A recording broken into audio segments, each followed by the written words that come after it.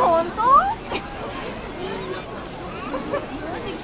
どうしてあんなにするんだろうね。もし泳いでから行けばいいのに。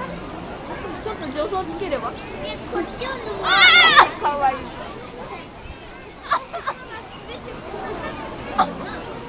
上がろうとしてんだけどね。そうだ。もう疲れちゃったの。分かってんじゃないの。かわいいと思われる。登れないほら。かわいそう。でもちょっと上がってんじゃない？左手でほら。痛い。もうちょっとだよ。手前だったら乾いてる。いや。滑るんだね。やっぱり自分の水で濡れてる。左行けばいい。こっち泳いだらいい。左に歩けばいい。かわいい。今でやったら諦めはしないんだよ。他の子も教えない。向こうもほら。飛んだ。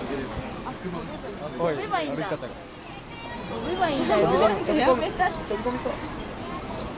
なんかありそう。登れんけんな、みんな向こうで。もういい。疲れちゃった。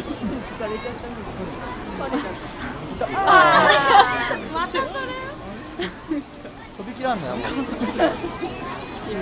ダメやん。い